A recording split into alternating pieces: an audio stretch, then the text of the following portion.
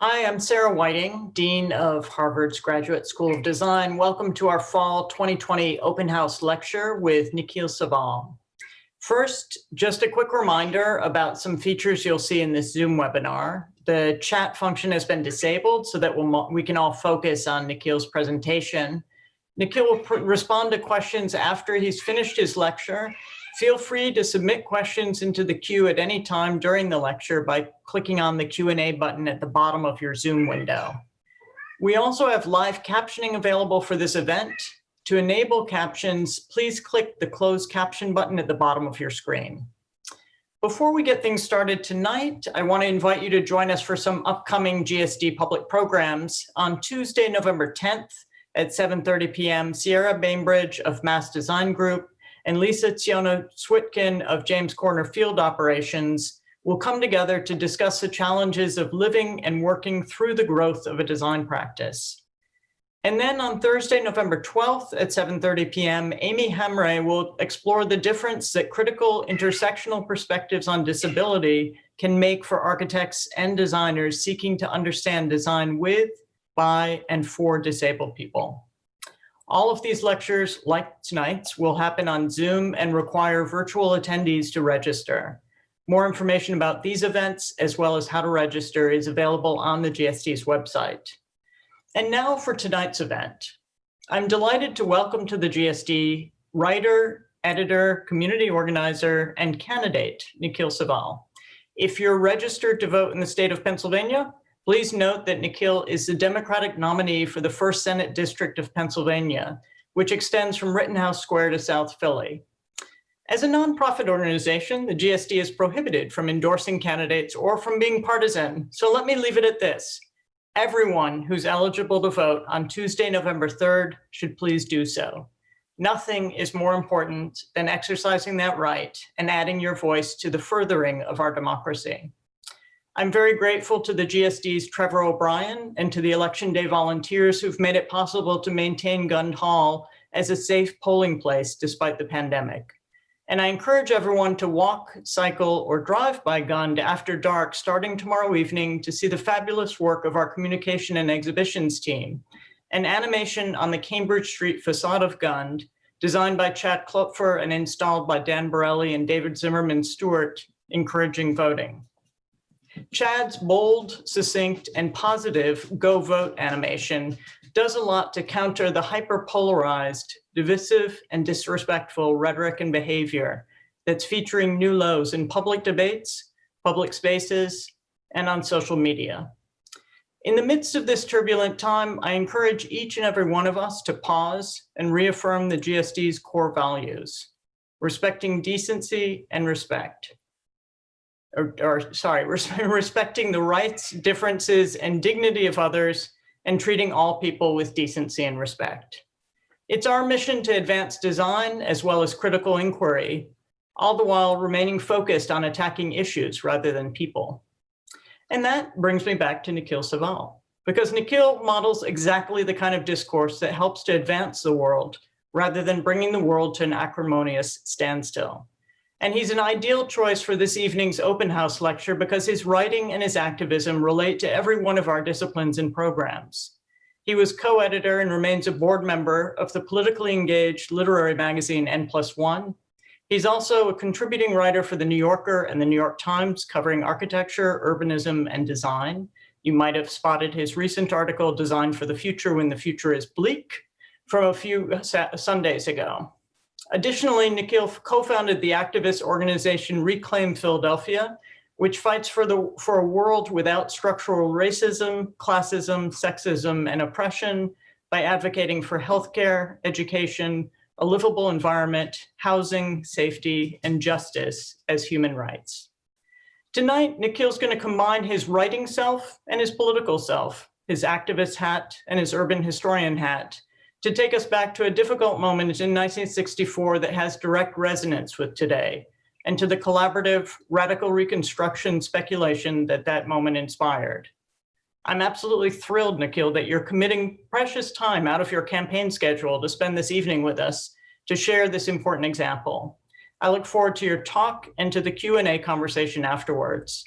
Please note that Nikil has already indicated that he welcomes questions about his talk, his writing more broadly, his campaign, or whatever else strikes your fancy. Thank you, and welcome to the GSD, Nikil. Thank you so much, Dean Whiting. Thank you to the GSD for inviting me to speak. And thank you to Paige, Kat, Matthew for all your technical assistance, to Ken Stewart for all the work that you've offered. I know arranging these talks is very time-consuming and difficult, and so I appreciate all your guidance. Thank you to Dean Whiting. Thank you to all the students attending. I know this must be a very strange year, especially if this is your first year, and to everyone else who is tuning in, who's taking time to hear this. So I'm excited to be speaking about a moment in 1964, and specifically the work of June Jordan, often known as a poet and a writer and novelist, but who I'm treating here as something that I believe that she was, which is a designer and architect. I just want to warn people, just a content warning, I will discuss police brutality. I will discuss racism and racism from police, as well as allude to racist language and racial slurs without necessarily using them myself. So just so people are aware that this is coming. And so with that, I would just love to, I'm going to start this lecture on June Jordan.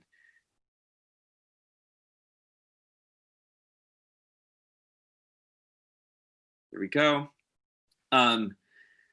So the lecture is titled "A Rage in Harlem, June Jordan and Architecture." On June 2nd, 1964, President Lyndon B. Johnson signed the Civil Rights Act into law. 2 weeks later, on Thursday, July 16th, James Gilligan, an off-duty police officer in New York, shot and killed a Black high school student, James Powell.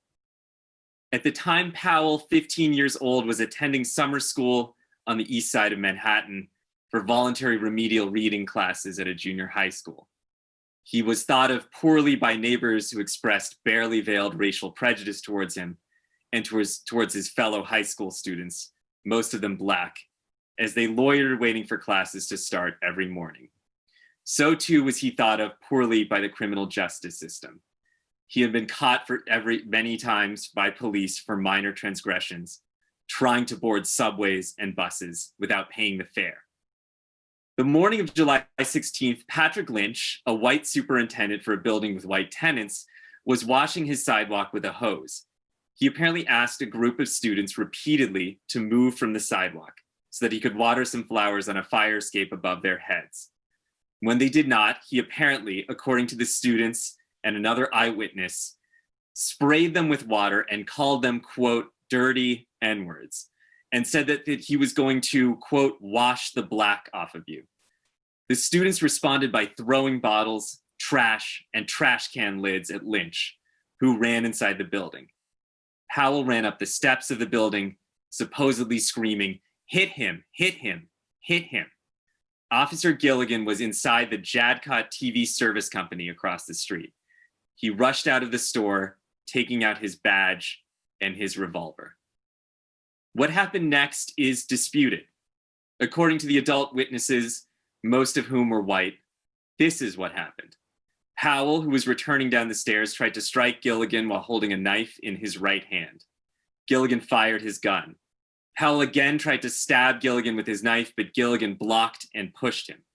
But Powell had managed to slice Gilligan's arm in the process, and when he raised his hand again, Gilligan fired his gun. The shot rebounded off of Powell's wrist into his chest. As Powell continued forward, Gilligan stepped back and fired again into Powell's abdomen. He fell on the sidewalk, face down. Powell's friend ran over and asked the officer to call an ambulance. "No," he said, "this Black expletive is my prisoner," Gilligan replied, according to Powell's friend. "You call an ambulance." By the time the ambulance arrived, Powell was dead. Most of the 15 Black students who were witnesses saw the confrontation differently. They said that Powell was unarmed and unthreatening. I saw the boy go into the building, one teenage girl reported, and he didn't have any knife then.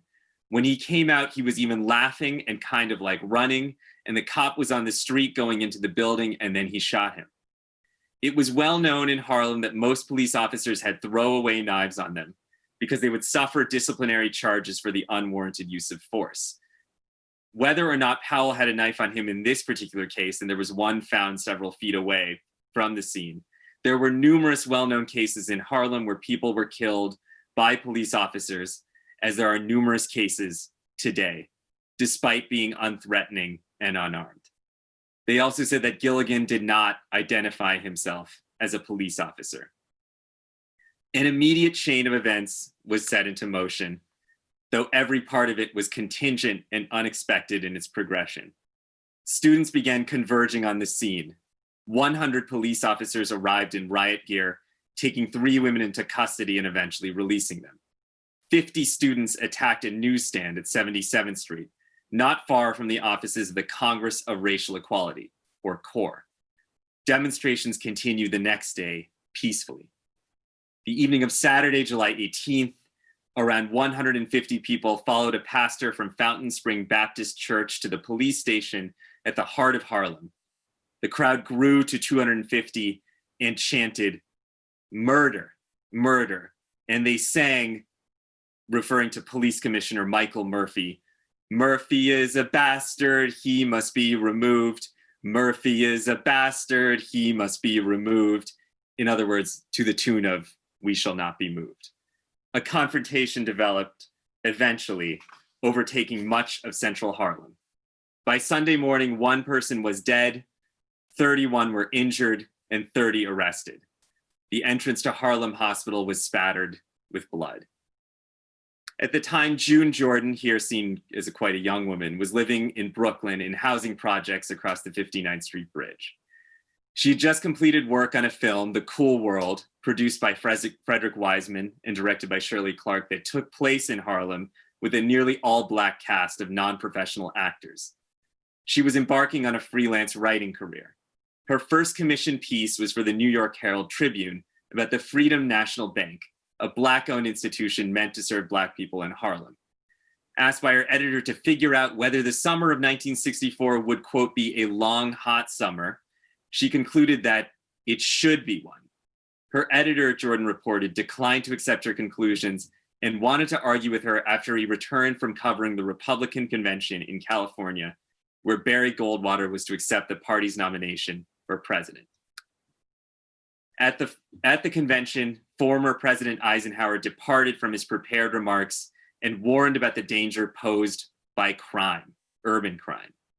"Let us not be guilty," Eisenhower said, "of maudlin sympathy for the criminal who, roaming the streets with switchblade knife and illegal firearms seeking a helpless prey, suddenly becomes, upon apprehension, a poor, underprivileged person who counts upon the compassion of our society and the laxness or weaknesses of too many courts to forgive his offense."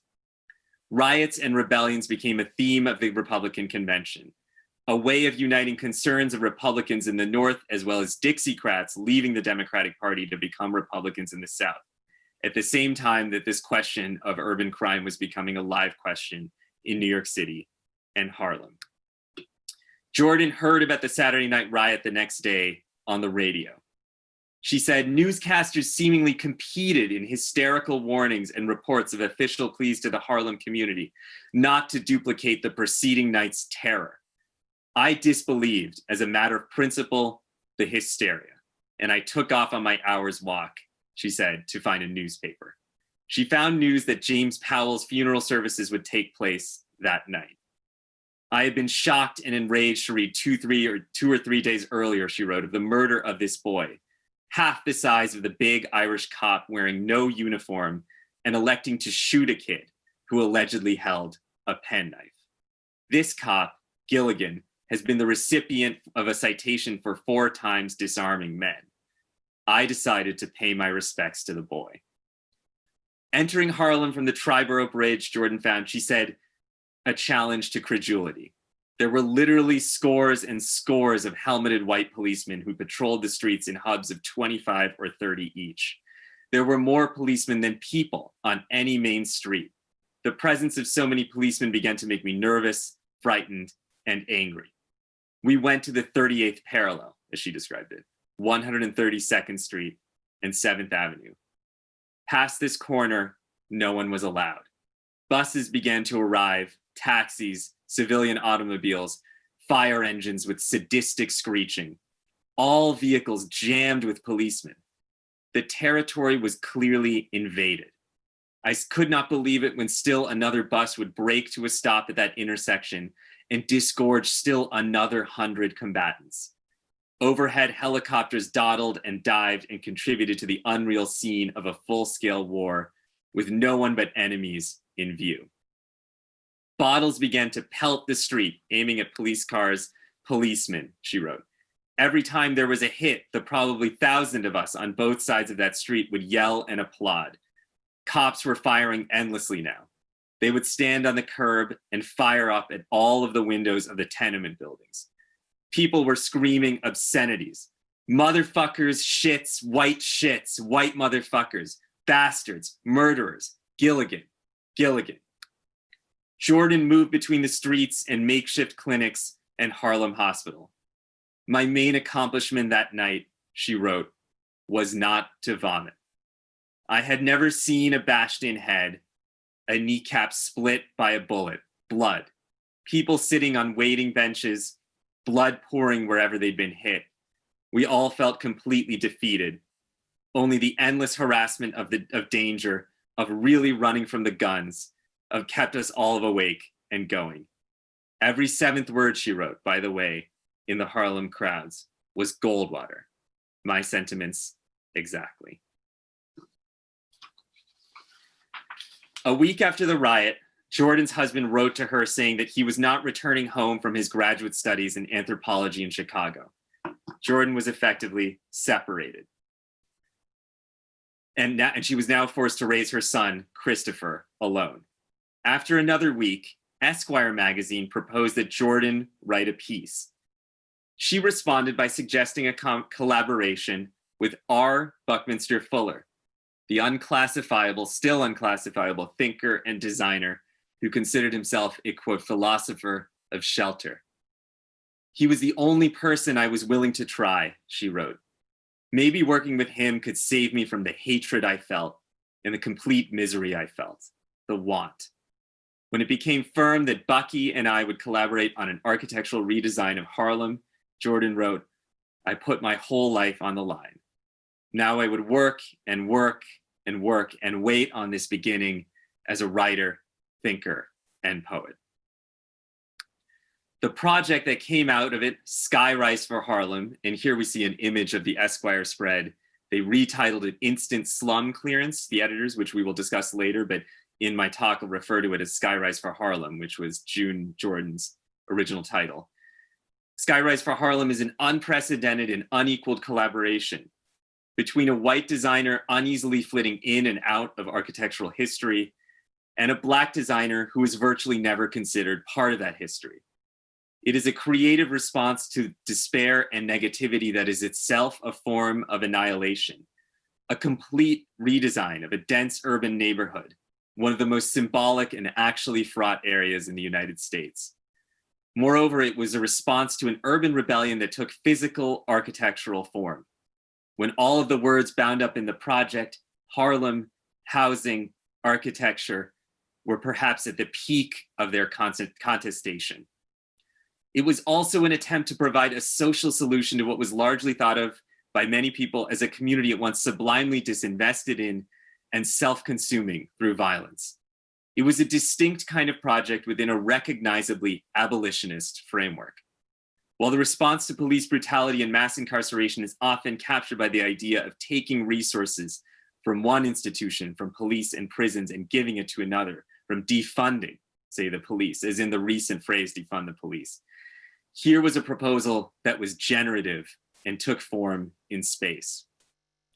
Though the project they designed together, this multiple tower housing proposal for Harlem, never came to fruition, it represented one in a series of moments in which Black artistic figures working with architects or people on the edge of architecture began to take hold of urban space and try to develop housing.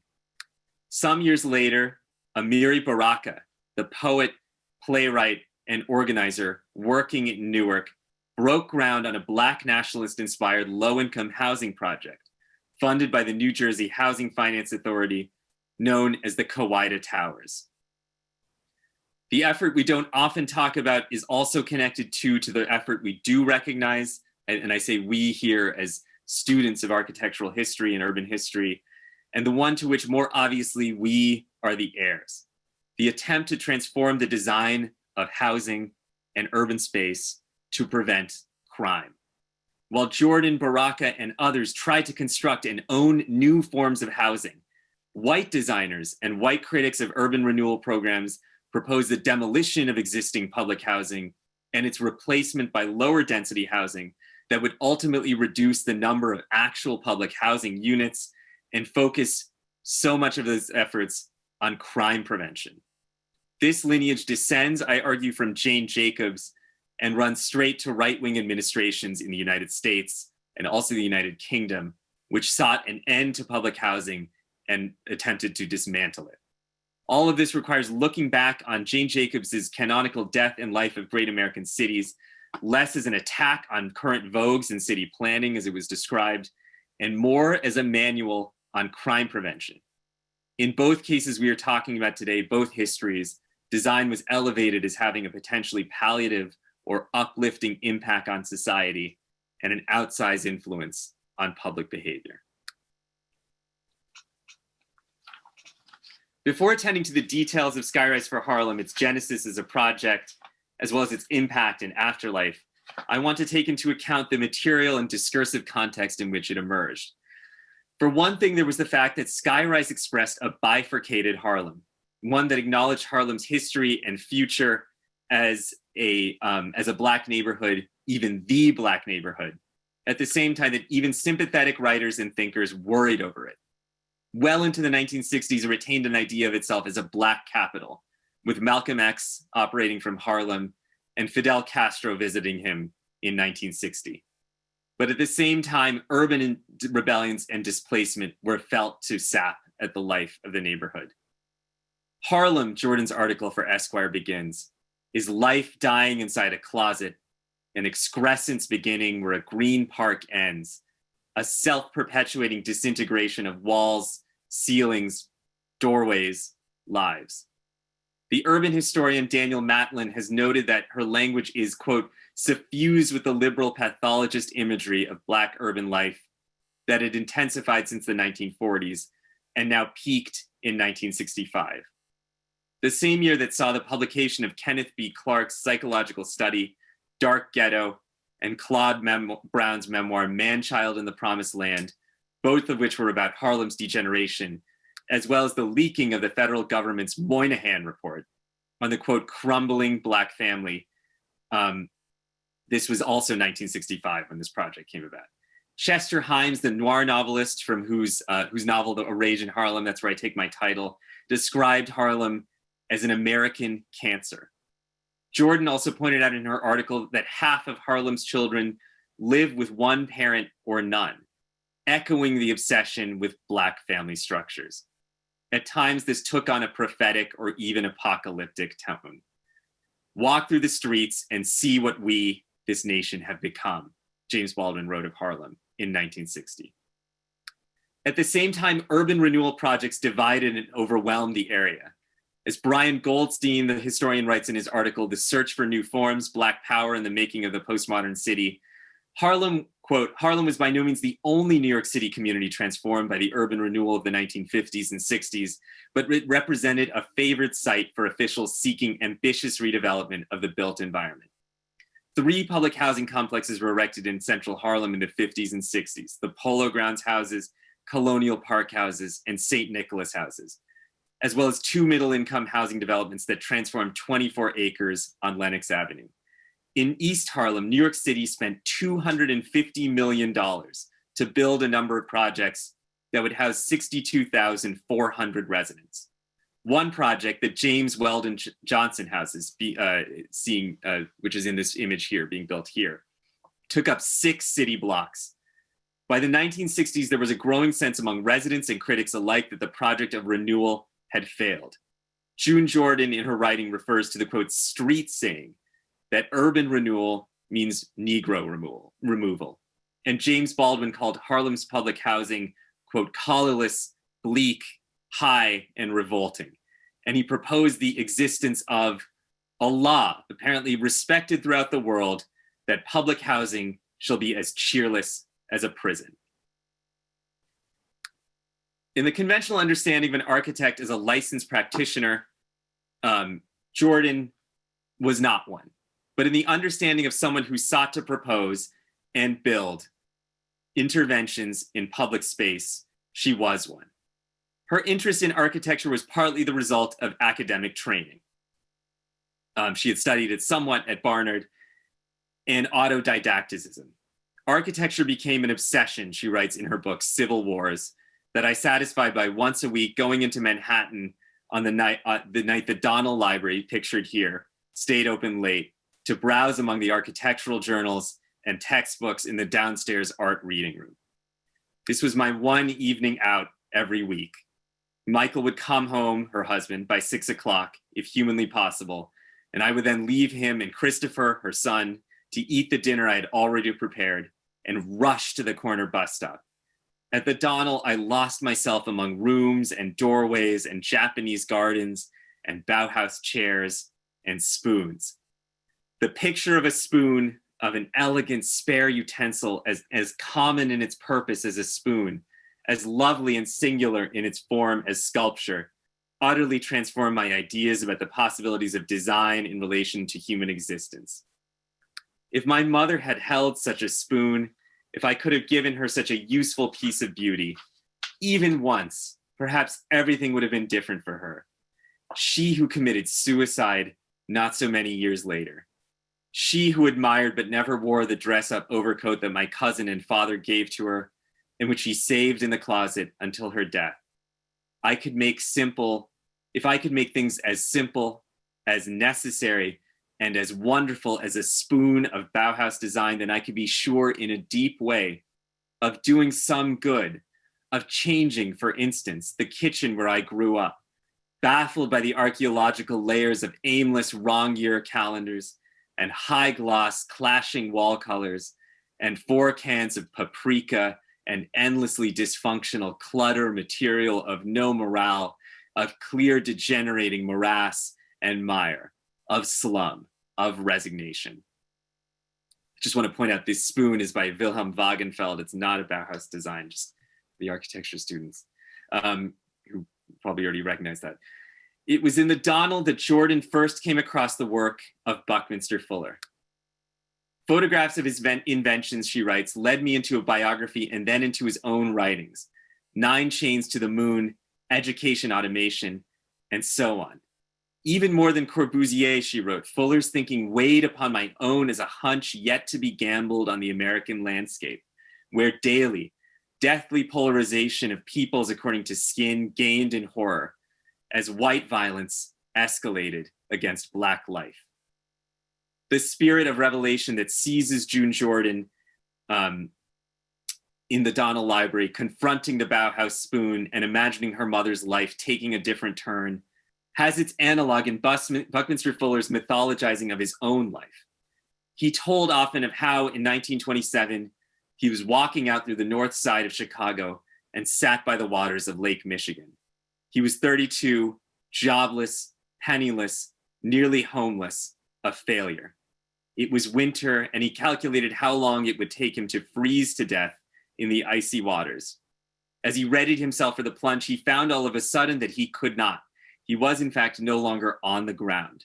He was being lifted, he was floating, and he was being spoken to. Whether the voice was coming from inside or outside his head, he couldn't quite tell. You do not have the right to eliminate yourself, the voice told him. You do not belong to you.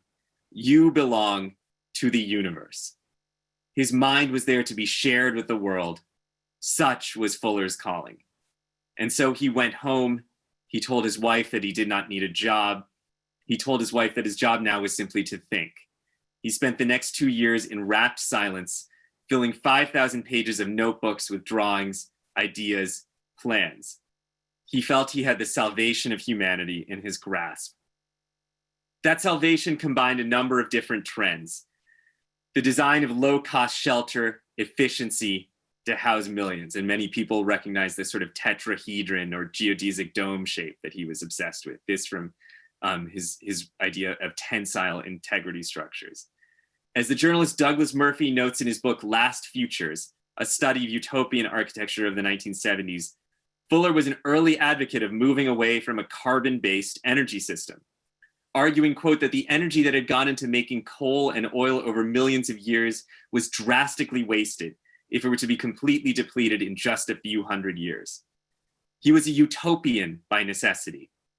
Humanity would simply not survive if it did not adopt and work out systems of efficient construction of basic fundamental shelter that would allow it to survive. This generation, he said, knows that man can do anything he wants, you see. These people know that wealth is not money, that it's a combination of physical energy and human intellect. And they know that energy can be neither created nor destroyed, and that intellectual knowledge can only increase. They also know that they can generate far more wealth by cooperation on a global scale than by cooperation with each other. And they realize, or at least they sense, that utopia is possible now for the first time in history. Still in the same breath, he doubted it. I think it's absolutely touch and go whether we're going to make it. Reflecting on her reaction to the Harlem Riot of 1964, as she termed it, Jordan wrote that the week afterward was a week of lurching around downtown streets like a war zone refugee. Whenever I heard a police or fire engine siren, I would literally hit the pavement to flatten myself before the putative level of the flying bullets. That I realized I was now filled with hatred for everyone and everything white. Almost simultaneously, it came to me that this condition, if it lasted, would mean I had lost the point, not to resemble my enemies, not to dwarf my world, not to lose my willingness and ability to love. So she continued, back in 1964, I resolved not to run on hatred, but instead to use what I loved, words, for the sake of people I loved. However, beyond my people, I did not know the content of my love. What was I for? The agony of that moment propelled me into reaching far and away to R. Buckminster Fuller, to whom I proposed a collaborative architectural redesign of Harlem as my initial deliberated movement away from the hateful, the divisive. My first meeting with Bucky lasted several hours, she writes, just the two of us, alone in Fuller's room at the St. Regis Hotel. And when we separated, agreed on the collaboration for Esquire magazine, I felt safe in my love again. We would think and work together to design a three-dimensional, an enviable, exemplary life situation for Harlem residents who, otherwise, had to outmaneuver New York City's tactical police force, rats, a destructive and compulsory system of education, and so forth, or die. Jordan's early descriptions of Fuller start with conditions and needs. Her conditions were that keeping warm is a matter of locating the absentee landlord in Harlem, rather than an independent expedition to gather wood for a fire. And the needs she identified, I would think, she wrote, that this new reality of Harlem should immediately reassure its residents that control of the quality of survival is possible and that every life is valuable. Following the Harlem riots of 1964, she wrote in her article, a profusion of remedies for what was at last accepted as a critical situation appeared everywhere. Nowhere, however, was environmental redesign given prime emphasis. Yet it is architecture, conceived of in its fullest meaning as the creation of environment, which may actually determine the pace, pattern, and quality of living experience. When published in Esquire 1965, as I noticed before, the editors changed the title from Skyrise for Harlem to, quote, instant slum clearance. Though she was by then divorced, June Jordan was referred to by her married name, June Meyer, and any contribution she had made to the project was edited out. The design was referred to as exclusively belonging to Fuller. These series of erasures of individuals, communities, neighborhoods, titles were both the opposite of what Jordan intended and partly of a piece with the article. To quote its first paragraph, again, Harlem is a life dying inside a closet, an excrescence beginning where Green Park ends, a self-perpetuating disintegration of walls, ceilings, doorways, lives. Redevelopment generally means the removal of slum residents while land is cleared for new building and new purposes. In fact, redevelopment is frequently a pretext for the permanent expulsion of Negro populations. Fuller's design permits all residents to remain on site. And here's an image of the design. It's a very poor image, but we'll get to another one later. To remain on site while new and vastly improved dwelling facilities rise directly over the fold. No one will move anywhere but up. The cylindrical towers, looking a lot like stylized nuclear cooling towers, were supposed to be flown in by helicopter and placed on top of existing housing. They would be completed while people continued to live in the houses beneath them. And once they were completed, the rest of the landscape could be raised and replaced with green space. A cross-section of these structures, Jordan wrote, resembles abstract stylized Christmas trees, evenly broadening toward their base with central supporting trunks. Each tree town is 100 circular decks high. The lowest level begins 10 stories above ground, above dust level, and major cloverleaf highway systems. Circling the central mast is a parking system of ramps that never cross. The huge interior space next permits a circling of shops, supermarkets, game rooms, and workshops on every deck, plus on some levels, a cross view of 400 feet. The penultimate circling of the central mass contains dwelling units, which provide an average of 1,200 square feet. You can see one of those units under the typical plan here, as against an average of 720 feet in today's public housing. Every room has a view. From these hanging gardens, both rivers will be visible. Instead of sidewalks, she wrote, wide walkways entirely separate from the cloverleaf ribbonry that will divide the high-speed through traffic from local traffic. High-speed traffic would be separately routed over an arterial system similar to that of the Pulaski Skyway in New Jersey. Now it becomes possible to travel from the Triborough nonstop over Manhattan Island and onto a newly created riverspan bridge at 125th Street into New Jersey. The article ends, go back here. When we are physically, the article ends. Where we are physically is enmeshed with our deepest consciousness of self. There is no evading architecture, no meaningful denial of our position. You can build to defend the endurance of man, to protect his existence, to illuminate it. But you cannot build for these purposes merely in spasmodic response to past and present crises.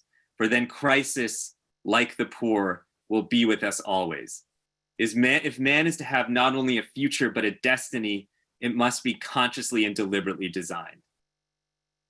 Though Jordan and Fuller intended their project to be built, I argue that a project that is speculative and consisting of fantasy megastructures as well cannot simply be evaluated in the same way that a more traditional project might. We need the fullest aesthetic criteria to understand a project that is at once deadly serious and also exceeds the technical and urbanist criteria we have come to take for granted, and indeed the technical criteria of the time. One such aesthetic tradition I would suggest is Afro-futurism. At the time, a kind of not named or inchoate discourse, surfacing in the work of artists such as the musician Sun Ra, who, like Buckminster Fuller, had a serious but also fanciful origin story, that of being born on the planet Saturn. We would have to look at these towers then, not just as housing towers or as cooling towers, as I've suggested, but as rockets or as boosts, as the scholar Rebecca Miju Choi in an unpublished dissertation refers to them. But it is also akin to the megastructural projects of the metabolists, with its hint of modular construction, one tower being built on top of another.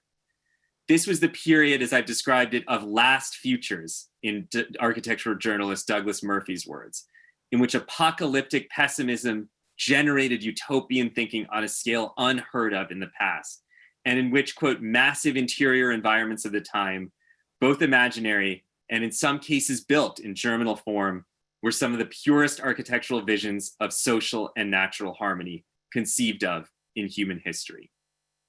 Some historians is not much treated in urban or architectural history, but some historians who have looked at this have taken it to be a deeply anti-urban vision. The historian Daniel Matlin writes that Skyrise amounts to an erasure of Harlem, the destruction or evacuation of the entire built environment within which Black Harlem's history had unfolded, and which, for all its deficiencies, had contributed powerfully to Harlem's culture, politics, and symbolic significance within African American and Black diasporic life.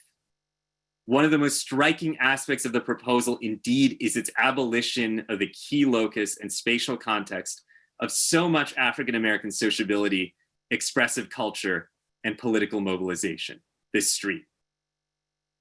But from the experience, I argue, of how the streets were fundamentally used and dominated, Black experience, at least in Jordan's picture, was in fact excluded and often abused. Jordan and Fuller suggest an entirely different understanding that, however problematic or solipsistic on its own terms, attempts to claim free Black space that is distinct from the urban grid, which it rejects, and which it portrays as asphyxiating. As Jordan wrote in her early letter to Fuller, quote, given our goal of a pacific, life-expanding design for a human community, we might revise street patterning so that the present patterns of confrontation by parallel lines would never be repeated. The existing monotony limits pleasures of perspectives. Rigidly flat land is ruled by rectilinear form.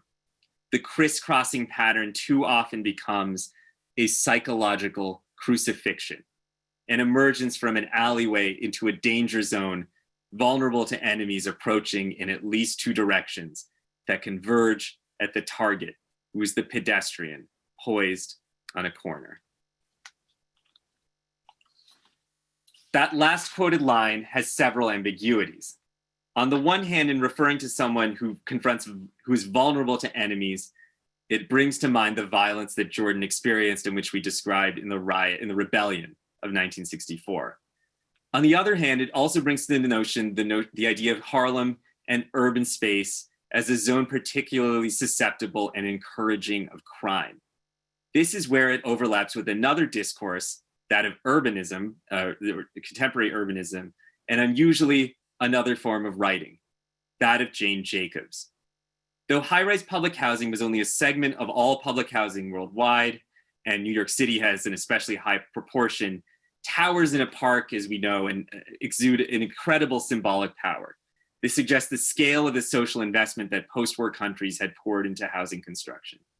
By the 1980s, however, something resembling a nationwide consensus had been fomented against public housing for being incubators of crime and prisons of poverty. And many people blamed architects. Paul Gapp, for example, the architecture critic for the Chicago Tribune, wrote authoritatively that much of the blame for the Chicago Housing Authority's failures must be attributed to architects. The influence that began with Le Corbusier has persisted, and ugly, oppressive buildings have multiplied. The source of the consensus against public housing are various. In the United States, they owe in no small part to virulent racism against public housing's disproportionately African-American population. But another source was a series of polemics against architecture and planning, each drawing on the other. Jane Jacobs' much admired The Death and Life of Great American Cities is one source of this common sense. For all of its wisdom about city planning, it is to substantial degree a book about crime prevention, which lays much, likely too much, at the feet of poor design. Her famous phrase, "eyes on the street," is a plea for bustling street life in order to prevent crime. Reviewing the book for The New Yorker, Lewis Mumford, the first page of his review is pictured here, in a piece titled Mother Jacobs' Home Remedies, and therefore full of casual misogyny, notes this insistently in a way that has otherwise been lost in much of the book's reception.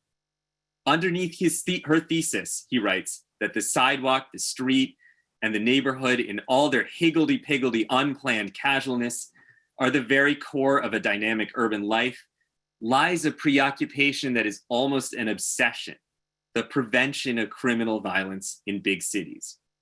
From her point of view, Mumford continues, one of the chief mischiefs of contemporary planning is that it reduces the number of streets by creating superblocks reserved almost exclusively for pedestrian movement, free from through-wheel traffic, with the space once preempted by unnecessary paved streets turned into open areas for play or provided with benches for sedentary enjoyment of adults. Such a separation of automobile and pedestrian runs counter to her private directives for a safe and animated neighborhood, namely to multiply the number of cross streets to greatly widen the sidewalks, to reduce all other open aspects, and to place many types of shops and services on streets now devoted solely to residences. The street is her patent substitute for the more diversified, the street is her patent substitute for the more diversified meeting places that traditional cities have always boasted. What is behind Mrs. Jacobs' idea of assigning exclusively to the street the mixed functions and varied activities of a well-balanced neighborhood this is a question. What is behind Mrs. Jacobs' idea of assigning exclusively to the street the mixed functions and varied activities of a well-balanced neighborhood unit? The answer, I repeat, is simple. Her ideal city is mainly an organization for the prevention of crime. He notes that Jacobs laments many of the great parks of New York City as an invitation to crime, though Jacobs herself was insistent that design could not be the source or the solution for social ills, a manner of thinking she labeled, quote, the physical fallacy.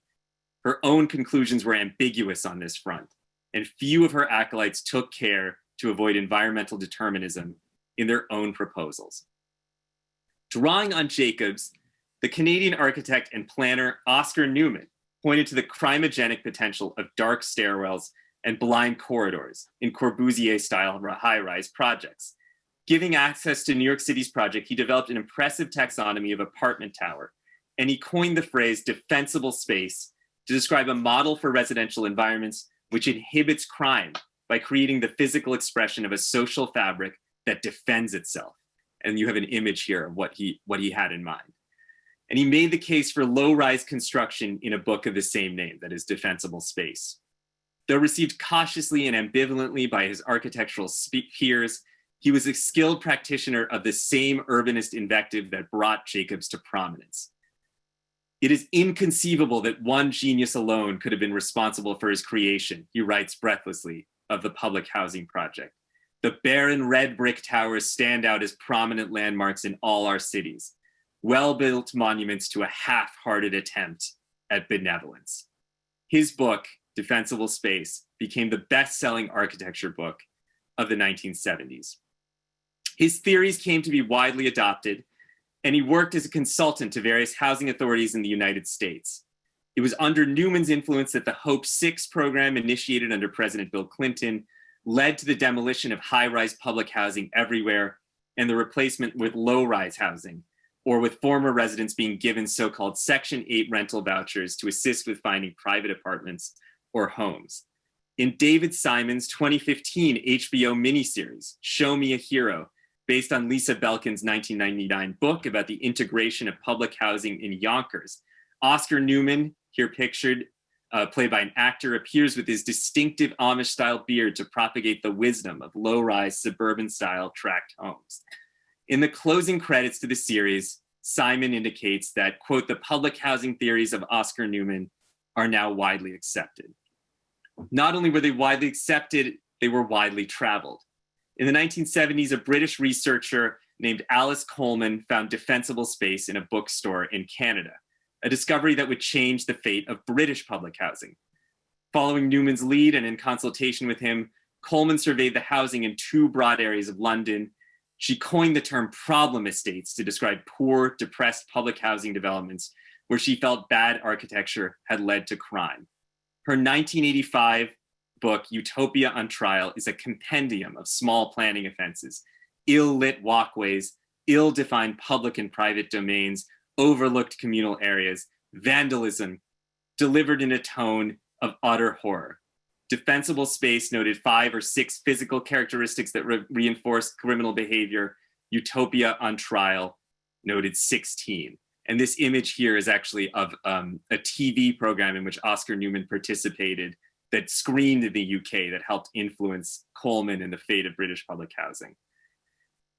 Coleman even brought a touch of unreconstructed social Darwinism to her case when she argued that the first half of the 20th century was dominated by the age-old system of natural selection, which left people free to secure the best accommodation they could. With which organic system, alas, the utopian ideal of housing, planned by a paternalistic authority, had fatefully intervened. Like Defensible Space, Utopia on Trial was criticized by peers in the field and welcomed by political figures who saw in it a means to an end. Coleman's dismissal of the influence of poverty is based on an unsound method and an inadequate theoretical analysis, ran one contemporary review. Her recommendations for policy are in consequence a diversion from the real needs and issues. Despite, and perhaps a little because of her unsound methods, Coleman received an invitation from Prime Minister Margaret Thatcher, and she was put in charge of an experimental program to regenerate council estates on the lines of Defensible Space. This had enormous consequences for the global image of public housing. As the historian John Boughton writes in his recent book, Municipal Dreams, The Rise and Fall of Council Housing, while repair and service were things that council estates needed, it was nonetheless premised on the proposition that it is the estates, and by extension, the model of housing provision they represent themselves, that failed. This was part of a broader disinvestment from public housing. In 1980, Thatcher had instituted a policy proverbially known as a right to buy, which allowed residents of council estates to buy their apartments, at which points the apartments then became eligible to enter the private real estate market and ceased to be public. One can say that it did not fully have to be this way. Somewhere between Skyrise for Harlem and Defensible Space lies a range of Black architectures that are still being considered or reconsidered by historians. One which I mentioned is the unfinished project Kawaida Towers, proposed by Amiri Baraka, the poet, playwright, and organizer, who was one of the founders and theorists of the Black arts movement, which began in Harlem as a kind of spiritual and artistic counterpart to Jordan's own work. Some years later, after having failed to connect the artistic work with community life in Harlem, Baraka found himself in Newark engaged in Black nationalist organizing, having founded the Temple of Kawaida, which stands for tradition and reason in Swahili, and then securing funding and plans to build 2 majority Black housing towers in the city.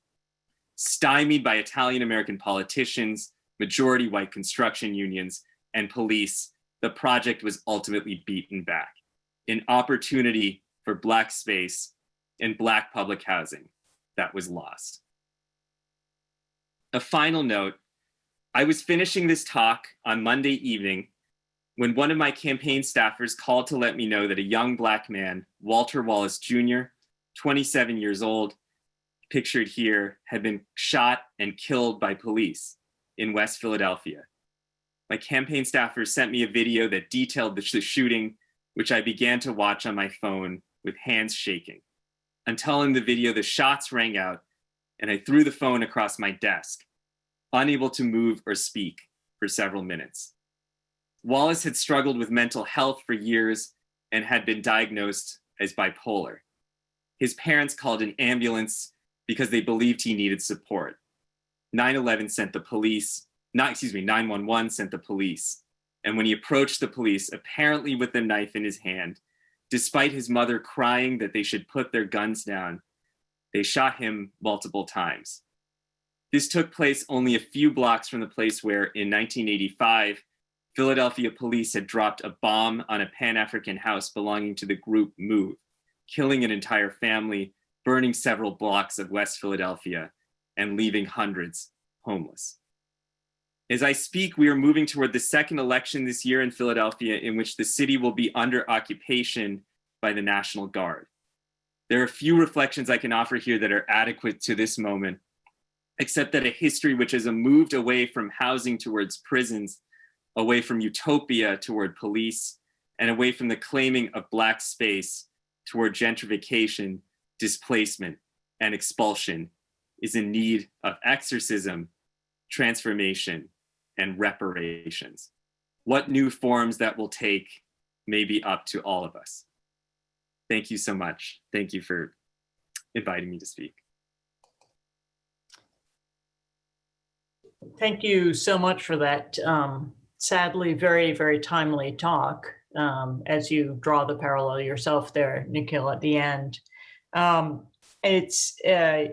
find it quite fascinating and very interesting to see your essentially argument for high density housing through this lens of this extraordinary story of June Jordan, who I didn't know about, I admit. And, I realize that partly her story has been erased, as you indicate. It leads to so many questions, and I'll start with one directed actually more at you, although I have several about the story itself.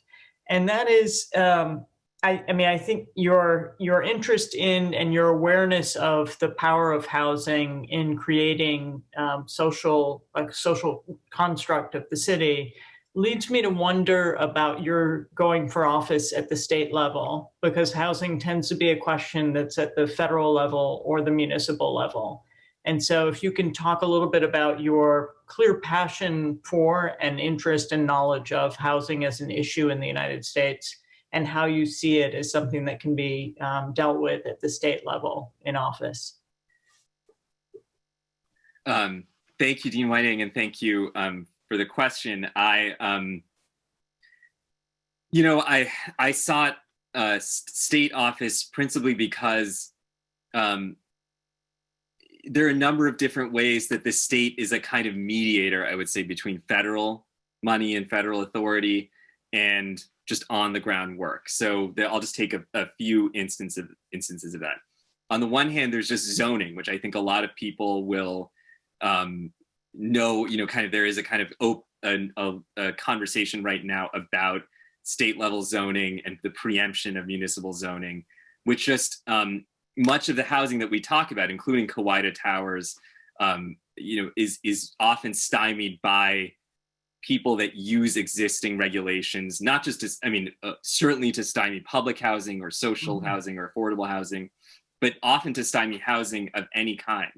And so people have found that the state is in some ways a useful or experimental place to work on changing that kind of zoning in order to just to allow the housing to be built.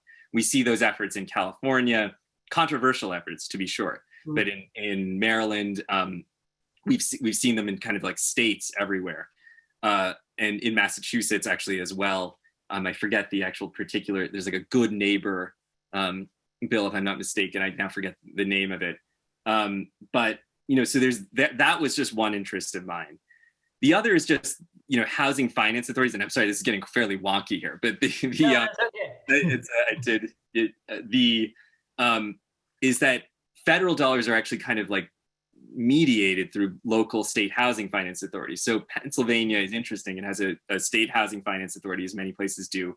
Pennsylvania is actually the first housing authority to make passive housing, so green housing, no carbon housing, a criterion for granting low-income housing tax credits. So it's also a way that we can expand affordable housing, affordable green housing, sustainable housing, marrying our environmental initiatives and our racial justice and affordable housing initiatives. So there's that. And then I just think that the state is it just has the power of the purse, in the sense that we will have, hopefully, stimulus money coming through again, and the state determines where that goes. We have, at the moment in Pennsylvania, $1 billion in CARES Act funding that is unspent. We have a Republican majority that kind of stymies that. And so, when you hear about, just to kind of broaden out, in the 2009 stimulus package, we all heard about shovel-ready projects. That was just an idea. The states kind of determine how that works and how that money gets spent. So if we have state level projects that we're really advocating for, that we're really prioritizing, that will affect the way those stimulus dollars are spent. So that's I mean, that's a kind of wonky way about it, but the large scale idea is just states are experimental places. A lot of what gets done at a federal level can get done at the states in an easier way, or in a kind of more advanced way. They're the kind of vanguard, at least in some ways, of planning and ideas around that, and housing. And so I hope to do that in Pennsylvania. I mean, not many people think of Harrisburg that way. I hope to change that, or to change that with my colleagues. But yeah, that is why I got interested in it. Before we go to the questions from the audience, and I encourage audience members to submit questions through the Q&A. Before we go to that, the other question I had about housing and about the high density housing that essentially you advocate through the example of June Jordan and through your critique of Jane Jacobs, which I wholly subscribe to, is so high density housing is environmentally sound. It's, that's why you can point to Manhattan as being one of the greenest cities in the US because of the high density and low footprint as a result. And yet now with the pandemic, that's been called somewhat into question, right? The question of whether high density housing is unhealthy. It may be ecologically smart, but unhealthy in some ways. Have you rethought your interest in high density with the onset of the pandemic? I mean, yeah, it would be fatuous, I think, to say that I haven't rethought it, but or that I'm dogmatically committed, but at least that would not be a good sign. But what I understand the case to be is that it's actually the number of people that are within a particular space. So like within a particular apartment, or that tends to be the biggest propagator, way of propagating COVID-19, or should there be another pandemic, or that I think is one of the issues. And I think density is actually a way of relieving that kind of crowding. We actually aren't building, and there can be too simplistic an answer to this, that simply means that we just build tons of housing and up zone kind of indiscriminately. I'm not suggesting that, but I am suggesting that relieving the housing burden would be a way of ensuring that there's simply more of it and fewer people living in units. As someone who lived in New York City, who is with multiple roommates and in kind of crowded conditions, it's purely an economic motive. You just have to live that way. I mean, there are exceptions to this. There's multi-generational, housing. I don't want to obviate that, as that's a different, it's slightly different scenario, but that's how I think about density. And so I think it's just essential to be building more affordable housing densely for ecological reasons as well.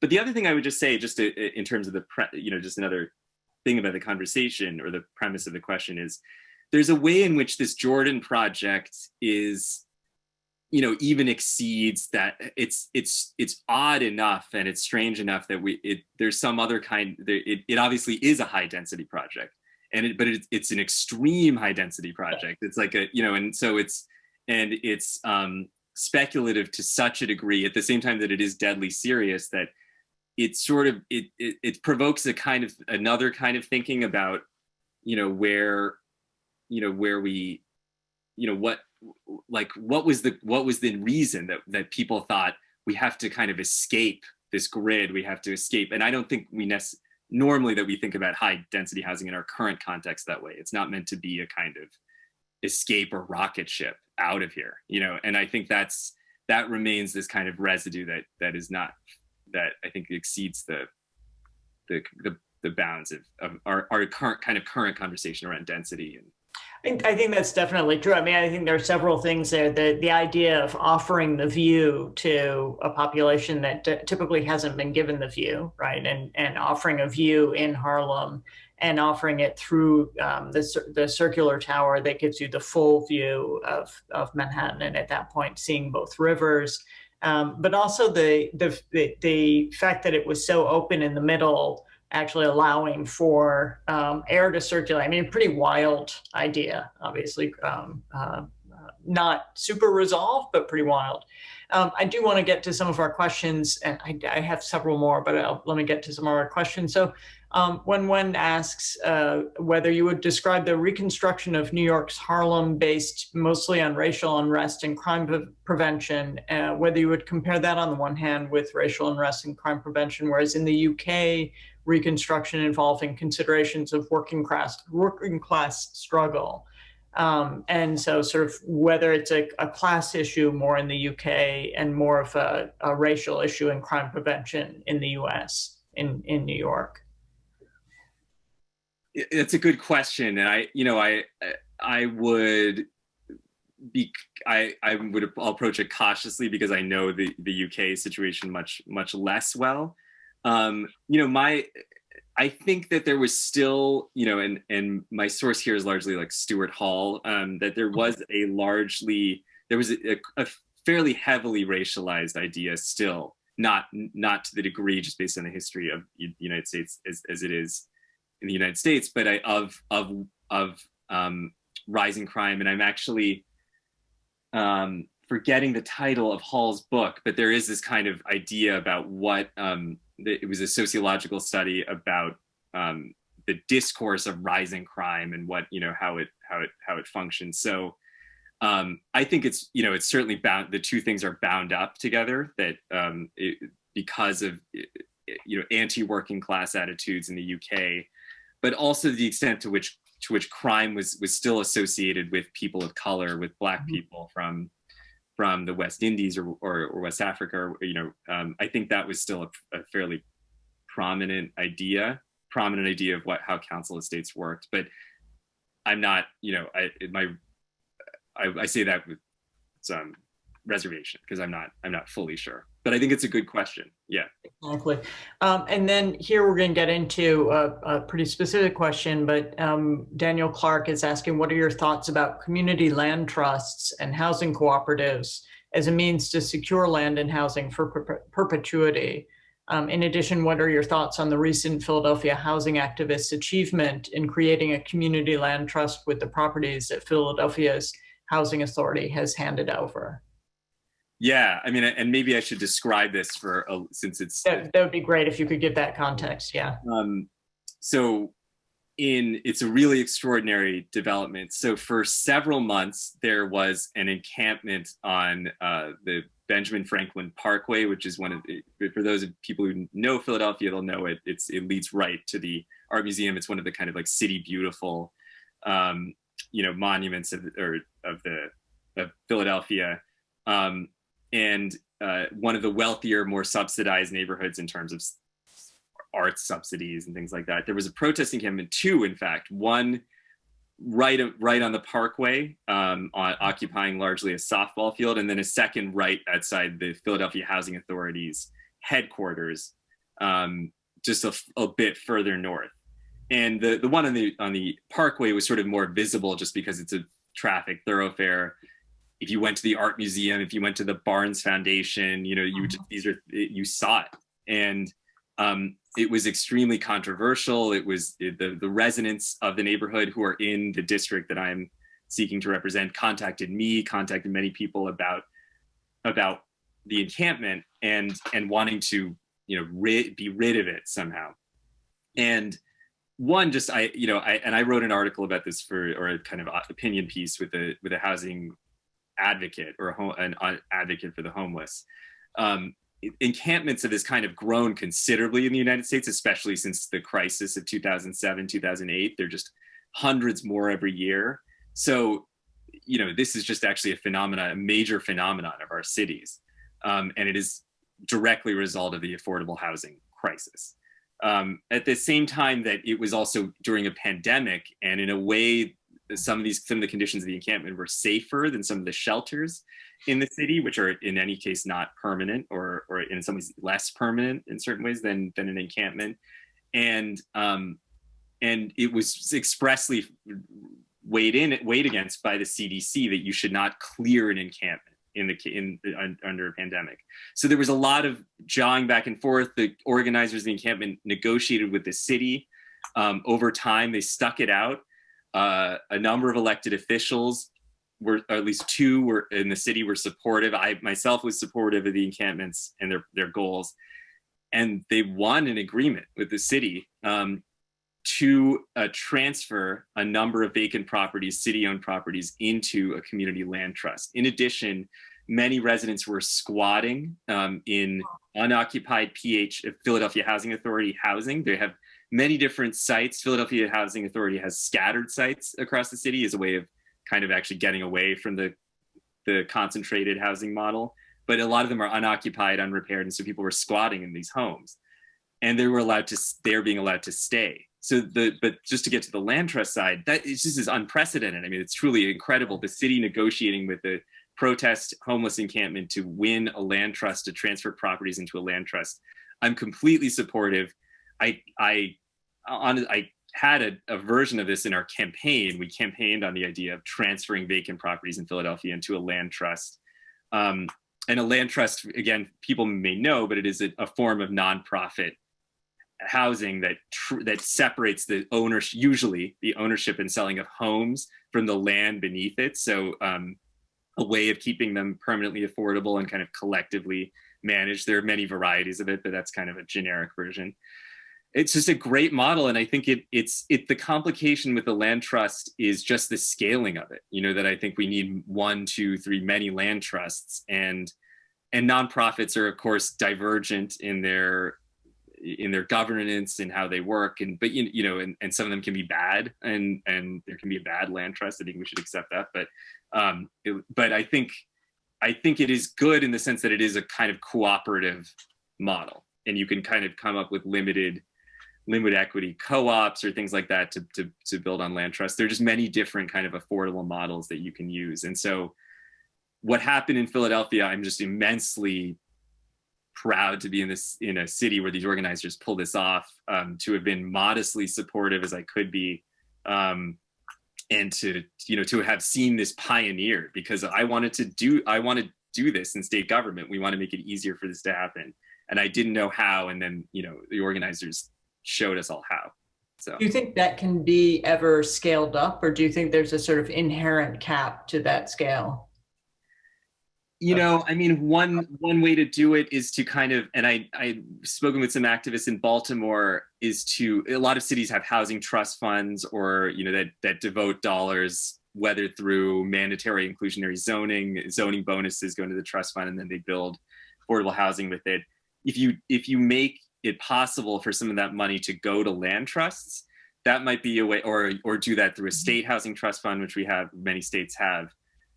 That's maybe a way of trying to leverage city, state, federal dollars for land trusts, as opposed to new housing construction. In places like Philly, where there's so much vacant housing and so much vacant land, I think it's a pretty good model. And so just making that available, I think would be the main way. So just making sure that dollars can be spent on it. I think that's partly would make it doable. I mean, how big? I don't know. I haven't gamed that out, but I think. Yeah. No, I think that's interesting. So there's a great question from Liam Fleming saying, what recommendations do you have for shifting the conversation around urban design, housing, and spaces away from crime prevention, which I think is really key to your talk, especially in light of a new era of unrest and civil uprisings that have already begun media hysteria? Yeah, this is a great question. Let me just kind of sit on it. Yeah.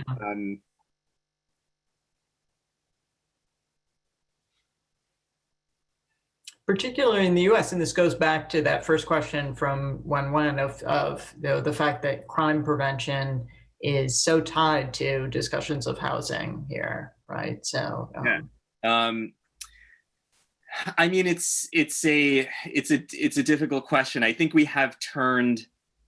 I like to think that we have, through dogged work and organizing, it just didn't happen. But I think they're also the kind of conversation around crime and what safety means has changed. And in speaking in Philadelphia, although this year there's actually we should acknowledge that there's a really bad number of gun violence victims in the city.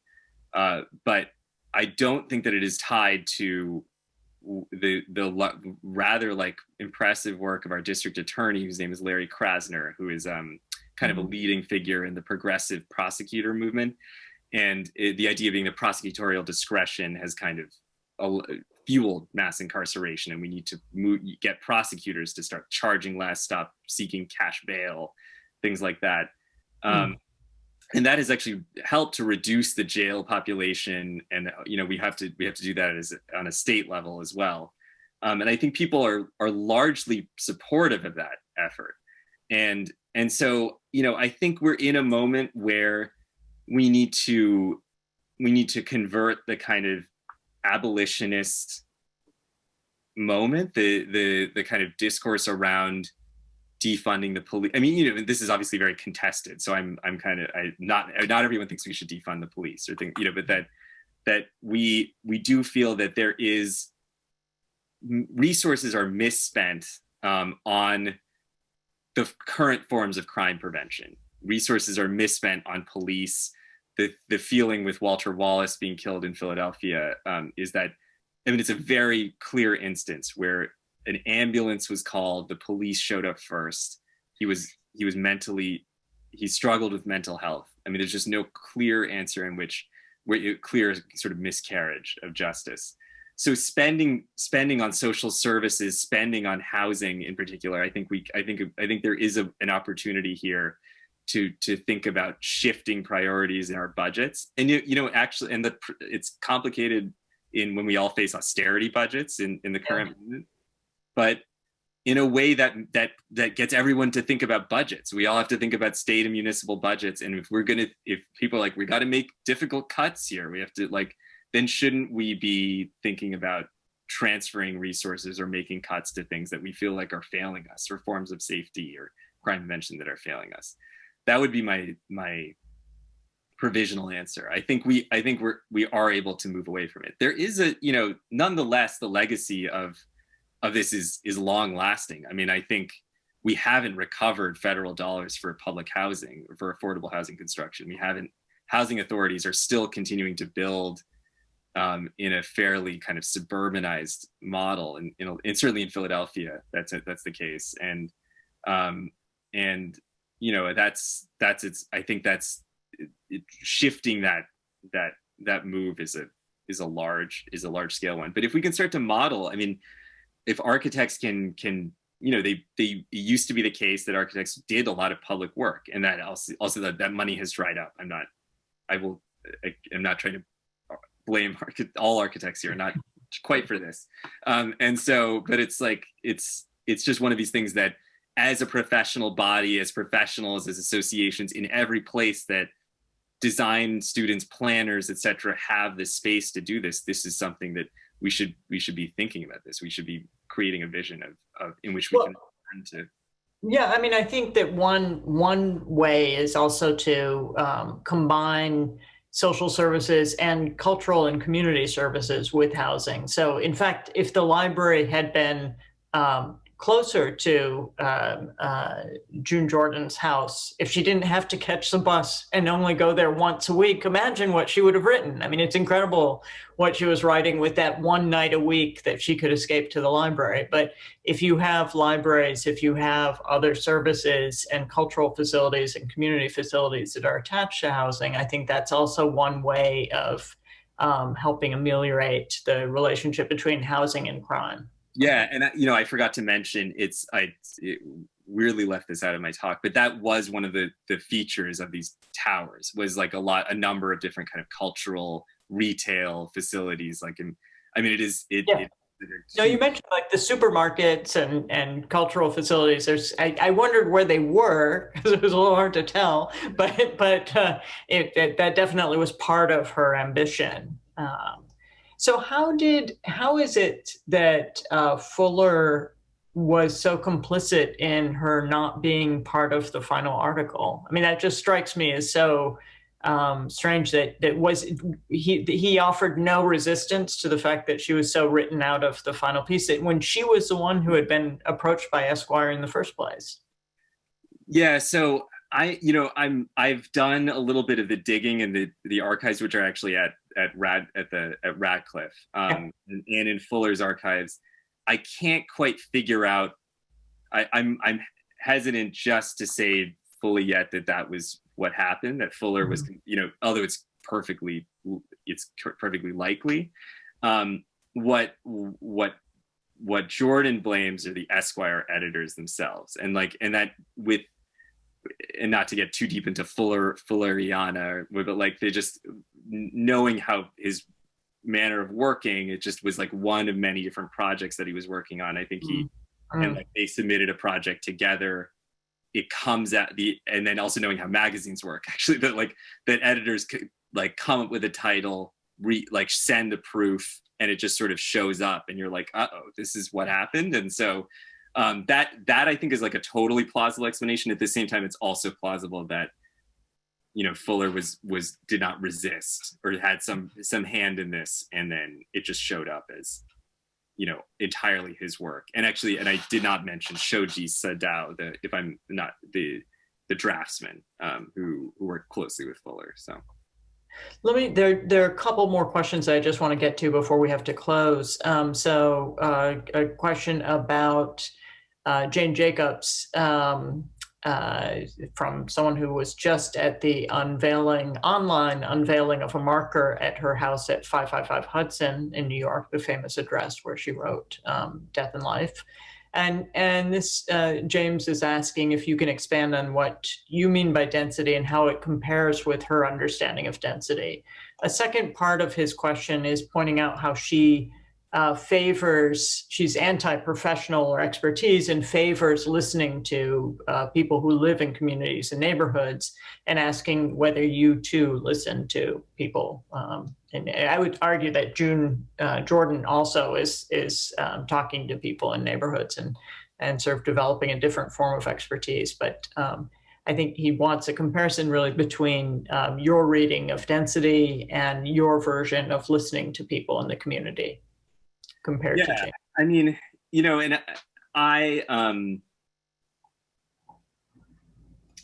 guess I would say that I'm not, I don't want to say that I'm averse to Jacobs's version of density exactly. It's just that what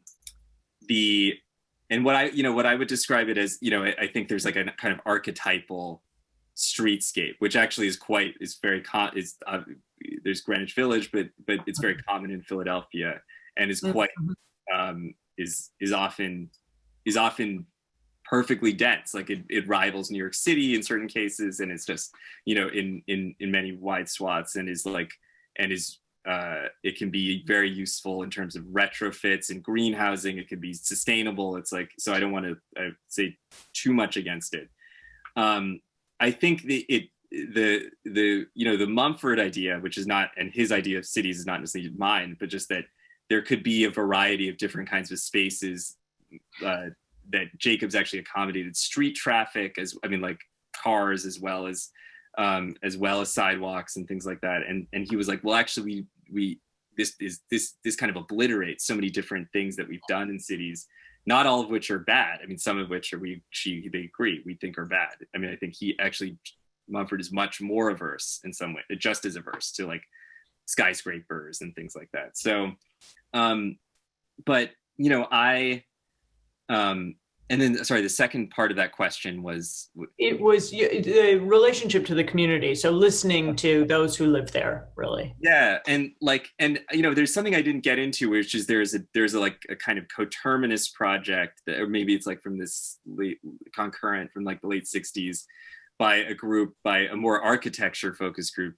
J. Max Bond Jr., who's a Black architect, started this group called was part of this group called Arch, and they had a much more preservation-minded focus on Harlem and street corner focus, and I think it's more akin to Jacobs's, view of things. At the same time, and it is now kind of, I hesitate to repeat it because it sort of feels like a hackneyed criticism of Jacobs, even though it's not wrong. It's just that it has sort of resulted in preserving in amber maybe some of the kind of idea, like streetscapes that maybe we need to, that actually like depress variety, depress like the possibility of having new residents, of actually accommodating the existing residents.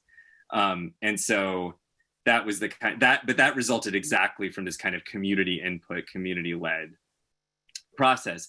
I think we're in a funny place when it comes to planning, where, you know, and many people recognize this, and I feel this very much as like a elected official, or soon to be elected official now, is that, you know, you obviously seek to listen and you seek community input, but then who ends up being the community in any given instance is a very fraught question. It can be a neighborhood association that has like people pay dues and it barely represents the neighborhood, and you're something like, yeah, we had community input. And so I think it's you know, in a way we're at a point where like we sort of miss technocracy, and we miss like master planning, and I mean, we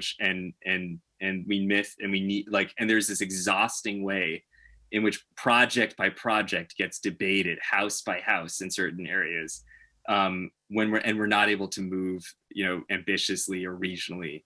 And so that's, I think, rethinking listening and community input. I mean, it doesn't mean that you don't do it, obviously, just but thinking about what it means and who is involved in it, I think is what a lot of people probably feel now, but planners, architects, and elected officials. So I mean, that would make a very good article. I think in terms of actually tying politics to the city, in terms of understanding sort of how do we get the input of a democracy without either being flooded by social media and constructed input, or the challenges, as you point out, to how communities are sometimes conscripted or controlled. I think it's super interesting. But I think you do actually first have the project, and all of this is before you get elected on Tuesday. So you have a lot of writing to do between now and Tuesday, that you should pitch a story on this piece, take this piece and pitch it as a story to Esquire. So I expect to see that article, and an article on community input and the challenges of defining community in today's democracy for advancing democratic voice at the community level. But I look forward to reading more of your writing, and I look forward to your success on Tuesday. Thanks so much for giving us your time, for sharing this story with us, and provoking our interest. I really appreciate it. Thank you so much, Dean Whiting, and thank you to all the attendees and to the GSD, and again to Paige, Matt, Kat, Ken, everyone who made this possible in terms of the technically and inviting me. Thank you for inviting me. Super. Good night, everyone. Good night. Thank you.